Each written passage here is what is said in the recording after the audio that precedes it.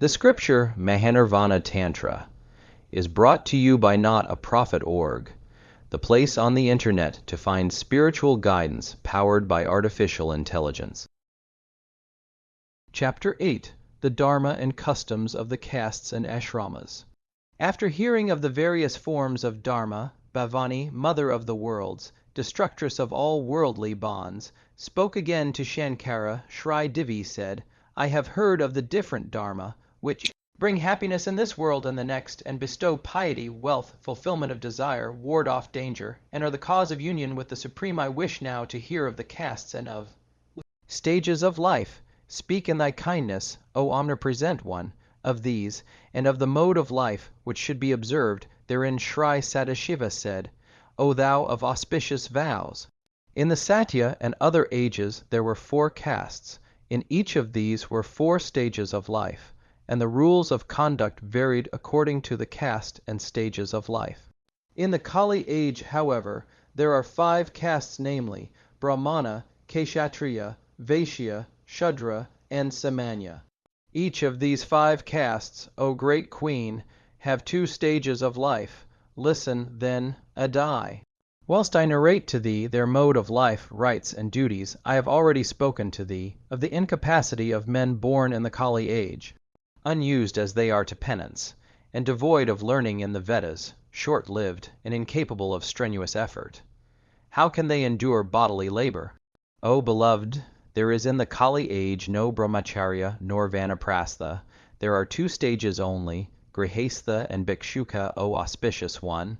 In the Kali age, the householder should in all his acts be guided by the rules of the Agamas. He will never attain success by other ways, and, O Divi, at the stage of the mendicant, the carrying of the staff is not permitted, since, O thou of divine knowledge, both that and other practices are Vedic in the Kali age, O gentle one. The adoption of the life of an Avadhuta, according to the Shaver rites, is in the Kali age equivalent to the entry into the life of a sannyasin when the Kali age is in full sway. The Vipras and other castes have equal right to enter into both these stages of life. The purificatory rites of all are to be according to the rules ordained by Shiva, though the particular practices of the Vipras and other castes vary. A man becomes a householder the moment he is born. It is by sanskara that he enters upon any of the other stages of life. For this reason, O great queen, one should first be a householder, following the rules of that mode of life. When, however, one is freed of worldly desires by the knowledge of the real, it is then that one should abandon all and seek refuge in the life of an ascetic. In childhood, one should acquire knowledge. In youth, wealth and wife. The wise man in middle age will devote himself to acts of religion, and in his old age he should retire from the world. No one should retire from the world who has an old father or mother, a devoted and chaste wife, or young and helpless children. He who becomes an ascetic, leaving mothers, fathers, infant children, wives, agnates and cognates, is guilty of a great sin. He who becomes a mendicant, without first satisfying the need of his own parents and relatives, is guilty of the sins of killing his father and mother. A woman and a Brahmana, the Brahmanas and men of other castes, should perform their respective purificatory rites according to the ordinances laid down by Shiva.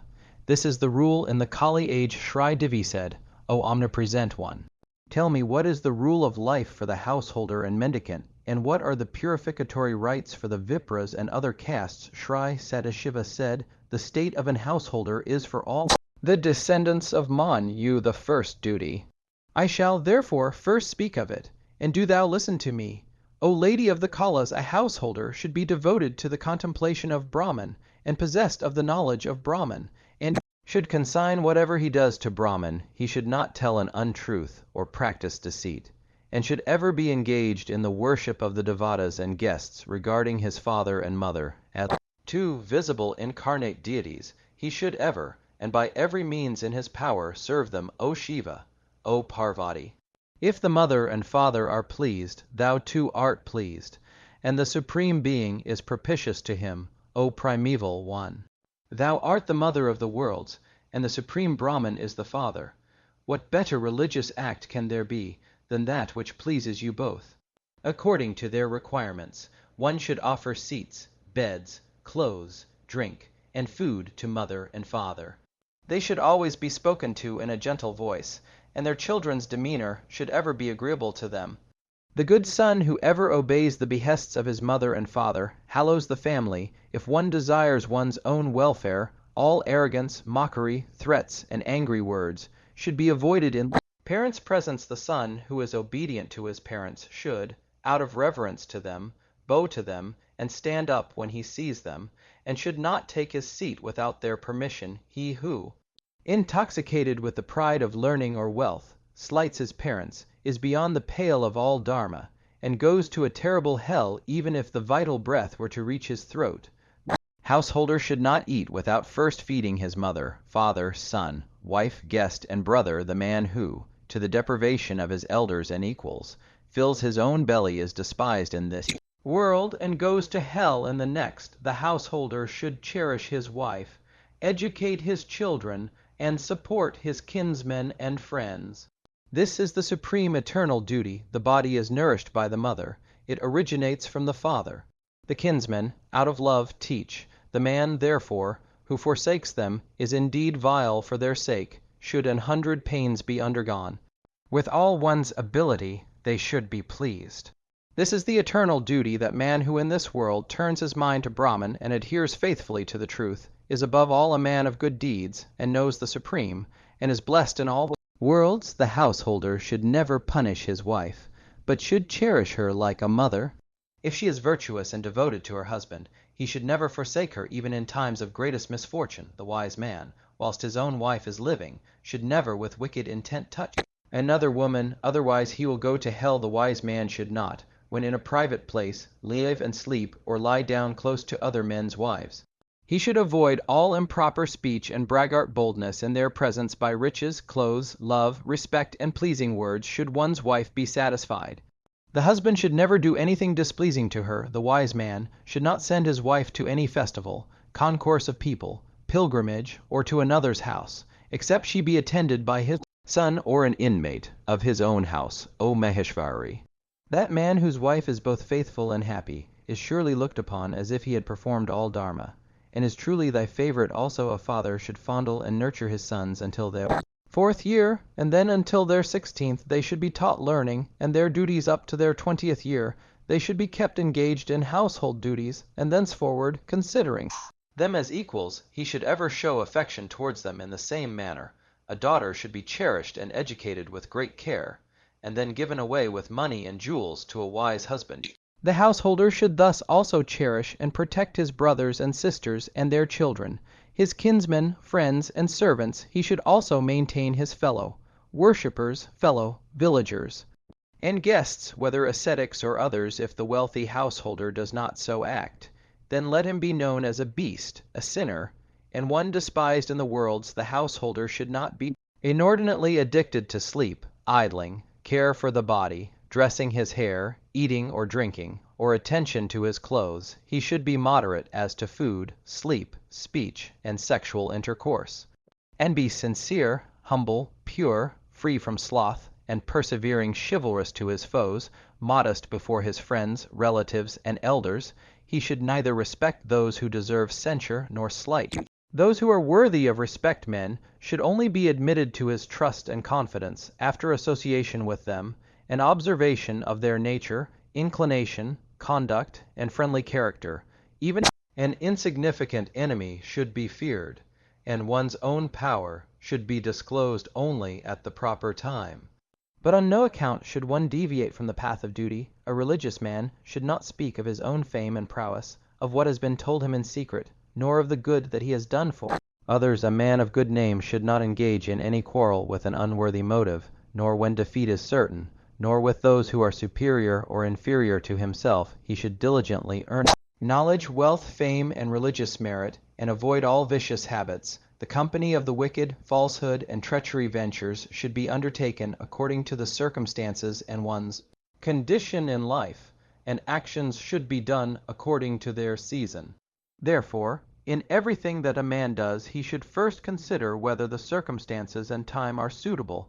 The householder should employ himself in the acquisition of what is necessary and in the protection of the same. He should be judicious, pious, good to his friends.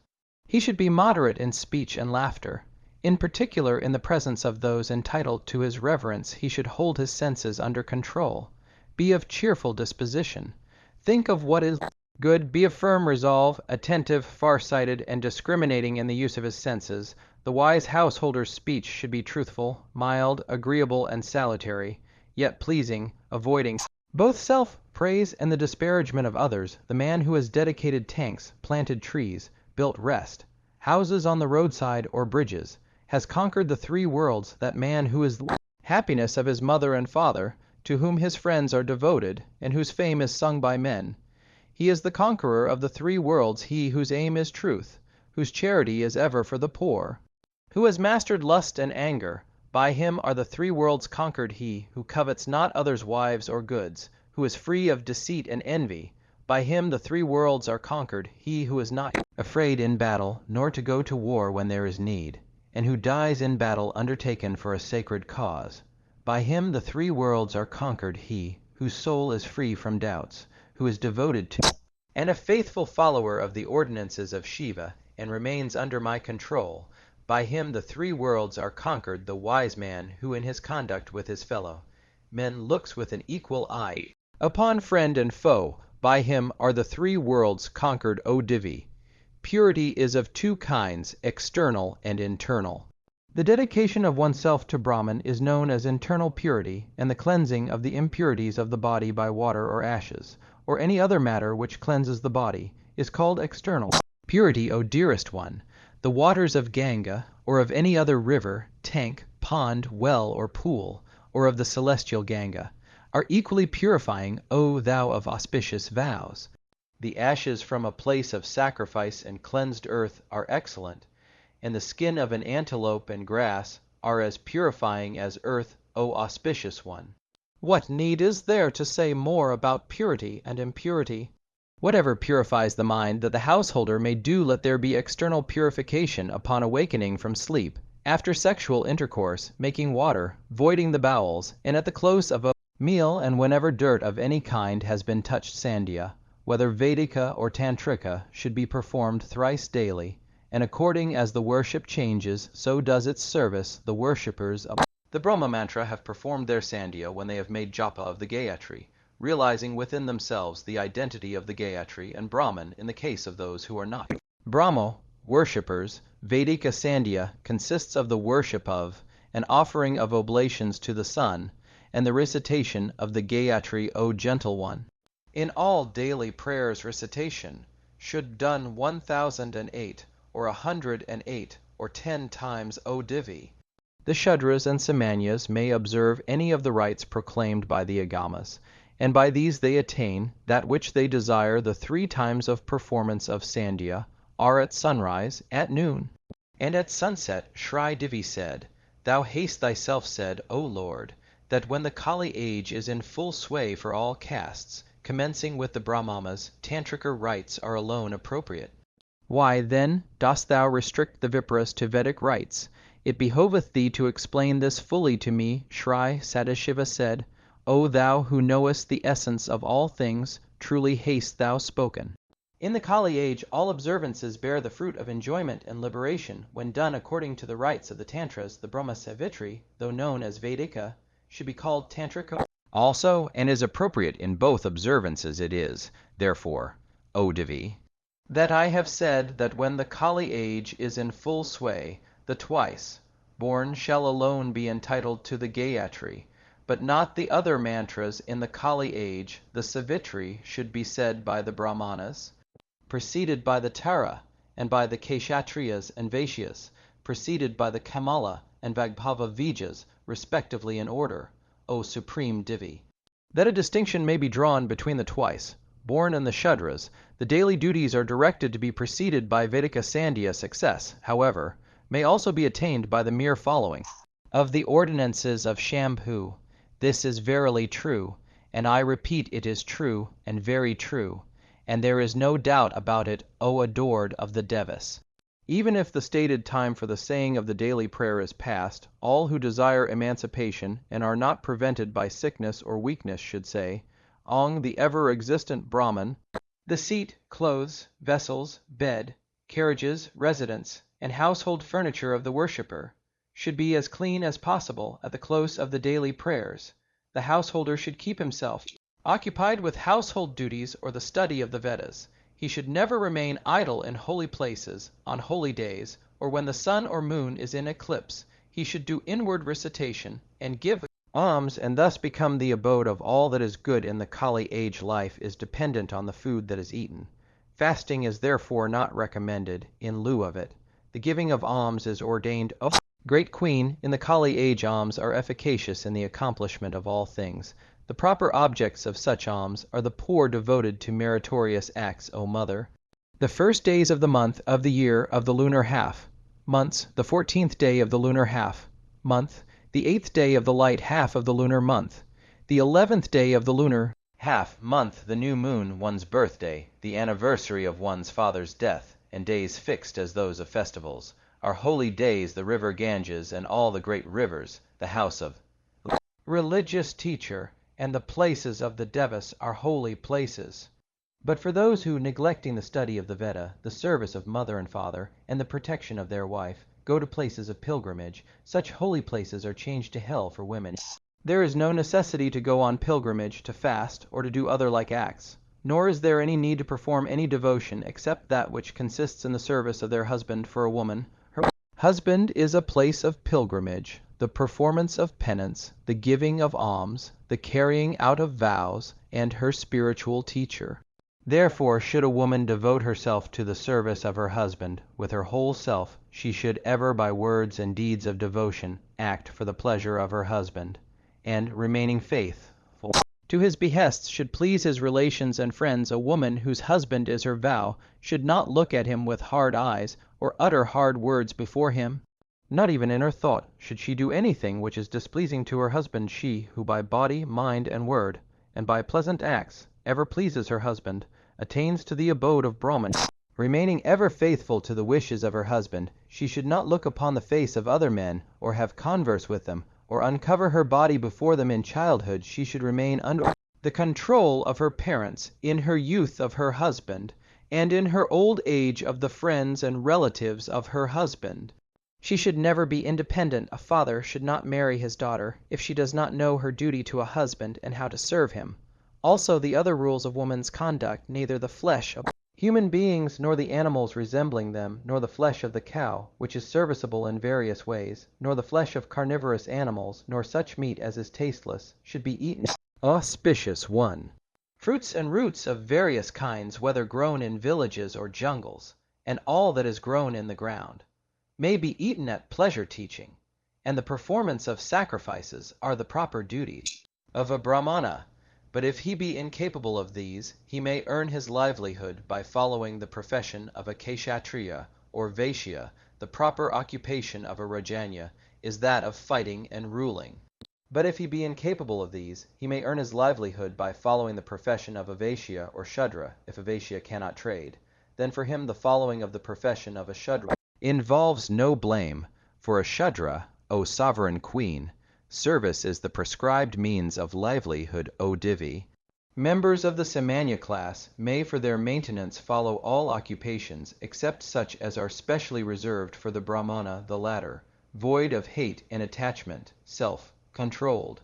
Truthful, the conqueror of his senses, free of envy and all guile, should pursue his own avocations. He should ever be the same to, and the well-wisher of, all men, and teach his well-behaved pupils as if they were his own sons. He should ever avoid falsehood, detraction, and vicious habits, arrogance, friendship for low persons, the pursuit of low objects, and the use of language which gives offense. Where peace is possible, avoid war.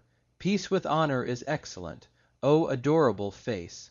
For the Rajanya, it should be either death or victory in battle. A man of the kingly caste should not covet the wealth of his subjects, or levy excessive taxes, but, being faithful to his promises, he should ever, in the observance of his duty, protect his subjects as though they were his own children in government, war, treaties, and other affairs of state. The king should take the advice of his ministers. War should be carried on in accordance with Dharma. Rewards and punishments should be awarded justly and in accordance with the Shastras. The best treaty should be concluded which his power allows by stratagem, should the end desired be attained. By the same means should wars be conducted, and treaties concluded. Victory, peace, and prosperity follow stratagem. He should ever avoid the company of the low, and be good to the learned. He should be of a calm disposition, judicious of action in time of trouble, of good conduct and reasonable in his expenditure. He should be an expert in the maintenance of his forts, well trained in the use of arms. He should ever ascertain the disposition of his army, and teach his soldiers military tactics. O Divi, one, he should not in battle kill one who is stunned, who has surrendered his arms or is a fugitive, nor those of his enemies whom he has captured, nor their wives or children. Whatever is acquired either by victory or treaty should be distributed amongst the soldiers in shares according to merit. King should make known to himself the character and courage of each of his warriors, and if he would care for his interests, he should not place a large army under the command of a single officer. He should not put his trust in any single person, nor place one man in charge of the administration, nor treat his inferiors as equals, nor be familiar with them. He should be very learned, yet not garrulous, full of knowledge, yet anxious to learn, full of honors, yet without arrogance. In awarding both reward and punishment, he should be discriminating. The king should either himself or through his spies watch his subjects, kinsmen, and servants. A wise master should not either honor or degrade anyone in a fit of passion or arrogance, and without due cause soldiers, commanders, ministers, wife, children, and servitors he should protect. If guilty, they should be punished according to their deserts. The king should protect, like a father, the insane, incapable, children, and orphans, and those who are old and infirm. Know that agriculture and trade are the appropriate callings of the Vaishya. It is by agriculture and trade that man's body is maintained. Therefore, O Divi, in agriculture and trade all negligence, vicious habits, laziness, untruth, and deceit should be avoided with the whole soul Shiva.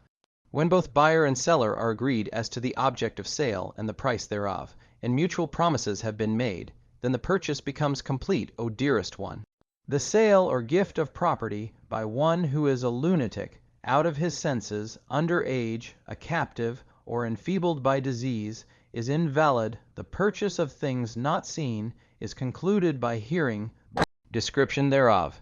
If the article be found to differ from its description, then the purchase is set aside. The sale of an elephant, a camel, and a horse is affected by the description of the animal. The sale is, however, set aside if the animal does not answer its description. If in the purchase of elephants, camels, and horses a latent vice becomes patent within the course of a year from the date of sale, then the purchase is set aside, but not after the lapse of 1 year. O Divi of the Kulas, the human body is the receptacle of piety, wealth, desires, and final liberation.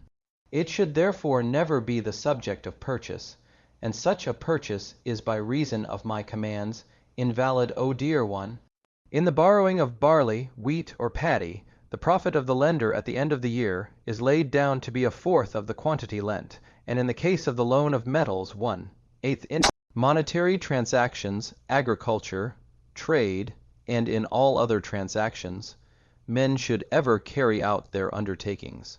This is approved by the laws. A servant should be skillful, clean, wakeful, careful, and alert, and possess his senses under control. He should, as he desires happiness in this and the next world, regard his master as if he were Vishnu himself, his master's wife, his own mother, and respect his master's kinsmen and friends. He should know his master's friends to be his friends, and his master's enemies to be his enemies, and should ever remain in respectful attendance upon his master. Awaiting his orders, he should carefully conceal his master's dishonor, the family dissensions, anything said in private or which would disgrace his master. He should not covet the wealth of his master, but remain ever devoted to his good. He should not make use of bad words or laugh or play in his master's presence. He should not, with lustful mind, even look at the maidservants in his master's house, or lie down with them, or play with them in secret. He should not use his master's bed, seat, carriages, clothes, vessels, shoes, jewels, or weapons. If guilty, he should beg the forgiveness of his master. He should not be forward, impertinent, or attempt to place himself on an equal footing with his master, except when in the Bhairavi, chakra or tattva chakra. Persons of all castes should marry in their caste according to the Brahma form, and should eat with their own caste people, O great queen. In these two circles, however, marriage in the Shiva form is ordained, and as regards eating and drinking, no caste distinctions exist. Shri Devi said, "What is the Bhairavi chakra, and what is the tattva chakra? I desire to hear, and it kindly behoves thee to speak of them." Shri Sadashiva said, "O Devi, in the ordinances relating to Kula worship, I have spoken of the formation of circles by the excellent worshippers at times of special worship, O dear one. There is no rule relating to the Bhairavi chakra. This auspicious circle may at any time be formed. I will now speak of the rites relating to this circle, which benefits the worshippers, and in which, if the Devi be worshipped, she speedily grants the prayers of her votaries. The Kshatriya should spread an excellent mat in a beautiful place, and after purifying it with the kama and astra vijas, should seat himself upon it. Then the wise one should draw a square with a triangle in it with either vermilion or red sandalwood paste, or simply water, then, taking a painted jar, and smearing it with curd and sun, dried rice, and placing a vermilion mark on it, let him put a branch or leaves and fruit upon it, filling it with perfumed water whilst uttering the pranava. The worshipper should place it on the mandala, and exhibit before it lights and incense. Sticks. The jar should then be worshipped with 2 fragrant flowers. Ishtadevata should be meditated upon as being in the jar.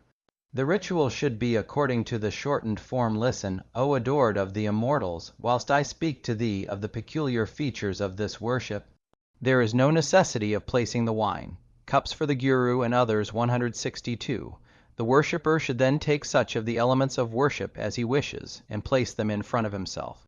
Then, purifying them with the weapon mantra, let him gaze upon them with steadfast eyes. Then, placing scent and flowers in the wine jar, let him meditate upon the Ananda, Bhairava and Anand, Bhairavi. In it dhyana, he should meditate upon the blissful Devi as in first bloom of youth, with a body rosy as the first gleam of the rising sun.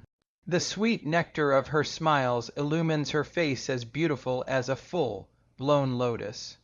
Decked with jewels, clad in beauteous colored raiment, delighting in dance and song, she with the lotus of her hands makes the signs which confer blessings and dispel fears. After thus meditating on blissful Devi, let the worshipper thus meditate upon the blissful Bhairava dhyana. I meditate upon the Deva, who is white as camphor, whose eyes are large and beautiful like lotuses, the luster of whose body is adorned with celestial raiments and jewels, who holds in his left hand the cup of nectar, and in the right a ball of shud. I, having thus meditated upon them both, and thinking of them in a state of union in the wine jar, the worshipper should then worship them therein, with mantra, beginning with the pranava and ending with nama, the names of the devata being placed between, and with perfume and flower. Let him then sanctify the wine. The Kula worshipper should sanctify the wine by repeating over it the Pashati, Trikavija 108 times when the Kali age is in full sway.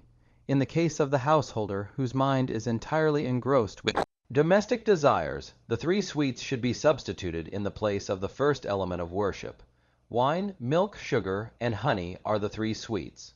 They should be deemed to be the image of wine, and as such offered to the deity. Those born in the Kali age are by their nature weak in intellect, and their minds are distracted by lust. By reason of this, they do not recognize the Shakti to be the image of the deity. Therefore, O Parvati, for such as these let there be, in place of the last element of worship, sexual union, meditation upon the lotus, feet of the Devi, and the inward recitation of their Ishtam mantra. Therefore, such of the elements of worship as have been obtained should be consecrated by the recitation over each of them of the same mantra 100 times. Let the worshipper, with closed eyes, meditate upon them as suffused by Brahman, then offer them to Kali, and lastly, eat and drink the consecrated elements, O gentle one. This is the Bhairavi chakra, which is not revealed in the other tantras. I have, however, spoken before thee of it. It is the essence of essences, and more excellent than the best Parvati. In Bhairavi, chakra and tattva chakra, the excellent worshipper should be wedded to his Shakti, according to the laws prescribed by Shiva, the Vira, who without marriage worships by enjoyment of Shakti, is without doubt guilty of the sin of going with another man's wife when the Bhairavi chakra has been formed. The members thereof are like the best of the twice born, but when the circle is broken, they revert again to their own respective castes in this circle. There is no distinction of caste, nor impurity of food. The heroic worshippers in the circle are my image. There is no doubt of that in the formation of the circle. There is no rule as to time or place or question as to fitness. The necessary articles may be used by whomsoever they may have been brought. Food brought from a long distance, whether it be cooked or uncooked, whether brought by a Vira or a Pashu, becomes pure. Immediately it is brought within the circle, while the circle is being formed. All dangers flee in confusion. Awed by the Brahmanic luster of its heroes, upon the mere hearing that a Bhairavi circle has been formed at any place, fierce Pishachas, Gahiyakas, Yakshas, and Vitalas depart afar off in fear into the circle. Come all the holy places, the great and holy places, and with reverence Indra, and all the immortals Shiva. The place where a circle is formed is a great and holy place, more sacred than each, and all the other holy places. Even the 30 desire the excellent offerings made to thee in this circle, whatever the food be, whether cooked or uncooked, and whether brought by a Mlechcha, Shandala, Karata, or Huna. It becomes pure as soon as it is placed in the hand of a Vira by the seeing of the circle and of the worshippers therein, who are but images of myself. Men infected with the taint of the Kali age are liberated from the bonds of the life of a Pashu. When, however, the Kali age is in full sway, the circle should not be concealed. The Vira should at all places and at all times practice killer rites, and make killer worship in the circle. All distinction of caste, frivolous talk, levity, garrulity, spitting, and breaking wind should be avoided. Such as are cruel, mischievous, pashu, sinful, atheists, blasphemers of killa doctrine, and calumniators of the killa scriptures should not be allowed into the circle. Even the Vira who, induced by affection, fear, or attachment, admits a Pashu into the circle falls from his killa duty, and goes to hell. All who have sought refuge in the killa dharma, whether Brahmanas, Kshatriyas, Vaishyas, Shudras, or Samanyas, should ever be worshipped like Devis. He who, whilst in the circle, makes from pride distinctions of caste, descends to a terrible hell, even though he should have gone to the very end of the Vedanta. How within the circle can there be any fear of sin for Kalas, who are good and pure of heart, and who are manifestly the very image of Shiva? Vipras and others who are followers of Shiva should, so long as they are within the circle, follow the ordinance of Shiva and the observances prescribed by him. Without the circle, each should follow his own calling according to his caste and stage of life, and should discharge his duty as a man of the world. One japa made by a devout man, when seated within the circle, bears the fruit attainable by the performance of 100 Purashcharana, and by Shavasana, Mundasana, and Chittasana, who can describe the glory of the Bhairavi chakra. Its formation, though but once only, frees of all sins. The man who for 6 months worships in such a circle will become a king. He who so worships for a year becomes the conqueror of death, and by the daily performance of such worship he attains to nirvana. What is the need, O Kalika, of saying more? Know this for certain, that for the attainment of happiness in this or the next world there is only the killa dharma, and no other. When the Kali age is dominant and all religion is abandoned, even a Kala merits hell by concealment of the killa dharma. I have spoken of the Bhairavi circle, which is the sole means of attaining enjoyment and final liberation. I will now speak to thee, O Queen of the Kalas, of the Tattva circle. Do thou listen. The Tattva circle is the king of all circles. It is also called the celestial circle. Only worshippers who have attained to a knowledge of Brahman may take part in it. Only those servants of the Brahman may take part in this circle who have attained to knowledge of Brahman, who are devoted to Brahman, pure of heart, tranquil, devoted to the good of all things, who are unaffected by the external world, who see no differences, but to whom all things are the same, who are merciful, faithful to their vows, and who have realized the Brahman, O knower of the Supreme Soul. Only those who, possessing the knowledge of the real, look upon this moving and motionless existence as one with Brahman, Such men are privileged to take part in this circle. They who regard everything in the tattva circle as Brahman, they alone, O Devi, are qualified to take part therein in the formation of this circle. There is no necessity for placing the wine jar, no lengthy ritual. It can be formed everywhere in a spirit of devotion to Brahman, O dearest one. The worshipper of the Brahma mantra and a devout believer in Brahman should be the lord of the circle, which he should form of other worshippers who know the Brahman in a beautiful and clean place. Pleasant to the worshippers, pure seats should be spread with beautiful carpets there, O Shiva. The lord of the circle should seat himself with the worshippers of Brahman, and have the elements of worship brought and placed in front of him. The lord of the circle should inwardly recite mantra beginning with the Tara and ending with the Pranavija 100 times, and then pronounce the following mantra over the elements mantra. The act of offering is Brahman, the offering itself is Brahman, the fire is Brahman, he by whom the offering is made is Brahman. By him who is absorbed in the worship of Brahman is unity with Brahman attained. All the elements should be purified by the inward recitation of this mantra 7 or 3 times then, with the Brahma mantra making an offering of the food and drink to the Supreme Soul. He should partake thereof with the other worshippers, knowers of the Brahman, O great Queen. There is no distinction of caste in the Brahma circle, nor rule as to place or time or cup. The ignorant who, through want of care, make distinctions of birth or caste go upon the downward path, and therefore should those excellent worshippers, possessed of the knowledge that the Supreme Brahman pervades all things, perform the rites of the tattva circle with every care for the attainment of religious merit, fulfillment of desire, wealth, and liberation. Shri Devi said, Lord, thou hast spoken in full of the duties of the householder. It now behoves thee kindly to speak of the duties appropriate to the ascetic life. Shri Sadashiva said, Devi, the stage of life of an avidhuta is in the Kali age called sannyasa. Now listen while I tell thee what should be done when an adept in spiritual wisdom has acquired the knowledge of Brahman and has ceased to care for the things of the world. He should seek refuge in the life of an ascetic. If, however, in order to adopt the life of a wandering mendicant, one abandons an old mother or father, infant children, and a devoted wife, or helpless dependents, one goes to hell. All, whether Brahmana, Kshatriya, Vaishya, Shudra, or Samanya, are equally entitled to take part in the purificatory ceremony of the Kula ascetic, after the performance of all the duties of a householder and after satisfying all dependents. One should go forth from his house indifferent, free from desires, with all his senses conquered. He who wishes thus to leave his house should call together his kinsmen and friends, his neighbors and men of his village, and lovingly ask of them their permission. Having obtained it, and made obeisance to his Ishtadevata, he should go round his village and then without attachment set forth from his house, liberated from the bonds of household life, and immersed in exceeding joy. He should approach a Kila ascetic of divine knowledge and pray to him as follows: Zero Supreme Brahman, all this life of mine has been spent in the discharge of household duties. Do thou, O Lord, be gracious to me in this my adoption of the life of an ascetic.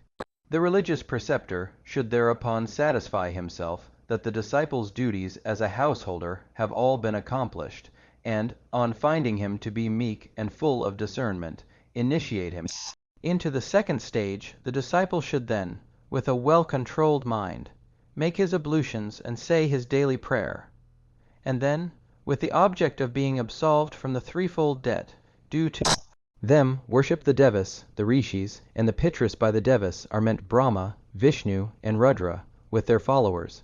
By the Rishis are meant Sanaka and others, as also the Devarshis and Brahmarshis. Listen, whilst I now enumerate the ancestors which should be worshipped: the father, paternal grandfather, paternal great grandfather, mother, the maternal grandfather, and others in ascending line, and the maternal grandmother and others in the ascending line upon the dedication of oneself to the life of an ascetic. The Devas and Rishis should be worshipped in the east, paternal ancestors in the south, the maternal ancestors in the west, spreading 2 seats on each of these sides, beginning from the east, and invoking the Devas and others thereto. They should there be worshipped. Having worshipped them in proper form, pindas should be offered to each of them separately according to the rules relating thereto, and then, with folded palms, let the disciple thus supplicate the Devas and ancestors mantra: O fathers, O mothers, O devas, O rishis, be you satisfied? Do you absolve me, about to enter upon the path of renunciation from all debts, having thus prayed to be free from all debts, bowing again and again, and being thus freed of all debts, he should perform his own funeral rites. The father and paternal grandfather and great-grandfather are one soul. In offering, therefore, the individual soul to the Supreme Soul, he who is wise should perform his own funeral rites, O Divi. Sitting with his face to the north, and invoking the spirits of his ancestors upon the seats which he has prepared for them, he should, after doing them homage, offer the funeral cakes in so offering he should spread kusha grass with its end towards the east, south, west, and towards the north for himself after completion, according to the directions of the Guru, of the funeral rites. The seeker after emancipation should, in order to purify his heart inwardly, recite the following mantra 100 times mantra. Tring, let us worship the three-eyed one whose fame is fragrant, the augmenter of increase. May I, as the Urvaruka is freed of its stalk, be liberated from death unto immortality. Then the religious preceptor should draw a figure on the altar of a shape, in accordance with the divinity about to be worshipped, and then place the jar on the altar and commence worship. Then the Guru, possessed of divine knowledge, should meditate upon the Supreme Spirit in the manner prescribed by Shambhu. And after worship place fire on the altar. The Guru should then offer unto the fire so sanctified the oblation according to the Sankalpa, and then make his disciple perform the complete homa. He should first offer oblation with the Vyaritis, and then with the vital airs, prana, apana, samana, udana, vyana, for the destruction of the false belief that the body, whether gross or subtle, is the Atma. The Tattva Homa should be performed, uttering the following words, mantra: earth, water, fire, air, ether, then scent, taste, vision, touch, sound, then speech, hands, feet, anus, an organ of generation, then ears, skin, eyes, tongue, and smell, then manas, buddhi, ahankara, and chitta, and lastly all the functions of the senses and of life. He should then say, may they be purified, adding, may I be like unto the universal Chaitanya united with 8 Shring. May I be like the light beyond and above Rajo, Guna, and may I be free of the taint of ignorance. Having consigned as oblations into the fire the 24 tattvas and the functions of the body, he who is now devoid of all action should consider his body as dead, considering his body as dead, and devoid of all function, and calling to mind the Supreme Brahman, let him take off his sacred thread. He, the possessor of divine knowledge, should take it from his shoulder, uttering the mantra, Aing Kling Hangsa, holding it in his hand while he recites the 3 Vyaritis, ending with Svaha. Let him throw it steeped in ghee into the fire, having thus offered the sacred thread as an oblation to the fire. He should, whilst uttering the Kama Vija, cut off his crown, lock, and take and place it in the ghee mantra. O crown lock, daughter of Brahman, thou art an ascetic in the form of hair. I am now placing thee in the purifying one. Depart, O Divi.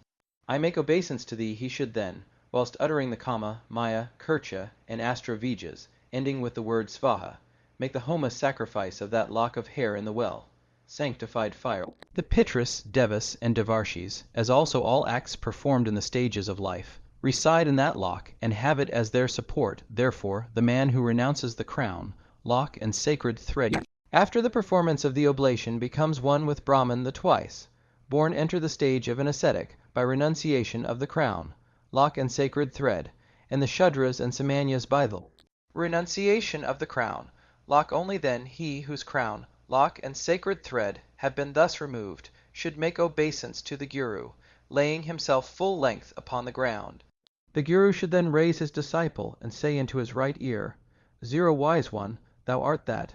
Think within thyself that I am he and he is I. Free from all attachments and sense of self, do thou go as thou pleasest, as moved thereto by thy nature.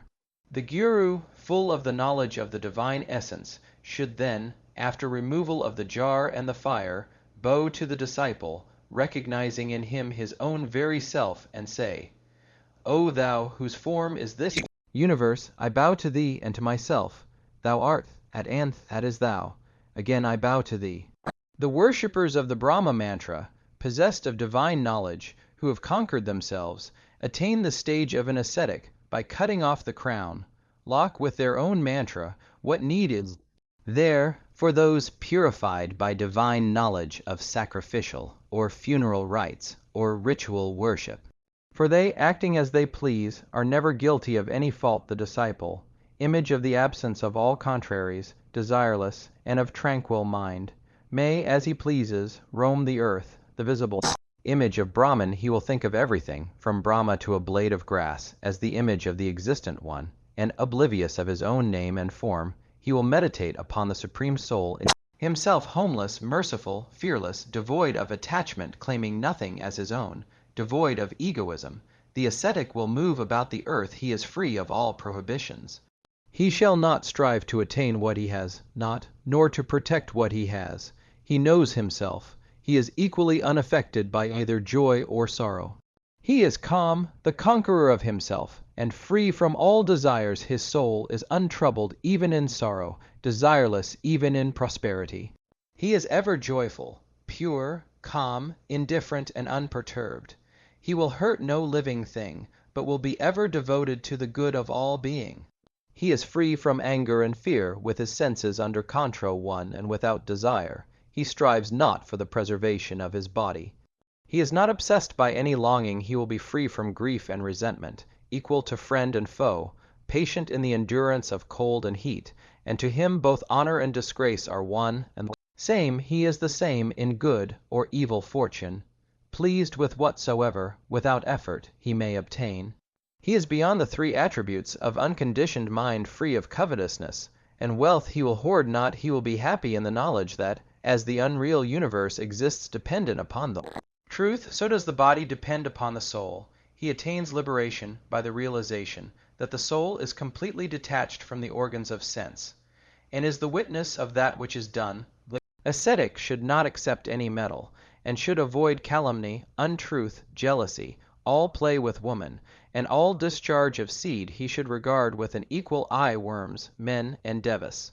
The religious mendicant should know that in everything he does, in that as Brahman, he should eat without making any distinction of place, time, person, or vessel, and whether from the hand of a Vipra or Chandala, or from any other person whatsoever. The ascetic, thou passing his time as he pleases, should study the scriptures relating to the soul, and in meditation upon the nature of that. The corpse of an ascetic should on no account be cremated. It should be worshipped with scents and flowers, and then either buried or sunk into water, O Divi. The inclination of those men who have not attained union with the Supreme Soul, and who ever seek after enjoyment, is by nature turned towards the path of action. They remain attached to the practice of meditation, ritual worship, and recitation. Let them who are strong in their faith therein know that to be the best for them it is on account of them that I have spoken of various rites for the purification of the heart, and have with same object devised many names and forms, O Divi. Without knowledge of the Brahman and the abandonment of all ritual worship, man cannot attain emancipation. Even though he performed countless such acts of worship, the householder should consider the Kula ascetic, possessed of divine knowledge, to be the visible Narayana in the form of man, and should worship him as such by the mere sight of one who has subdued his passions. A man is freed of all his sins and earns that merit which he obtains by journeying to places of pilgrimage, the giving of alms, and the performance of all vows, penances, and sacrifices. End of the 8th joyful message. Entitled, The Dharma and Customs of the Castes and Ashramas.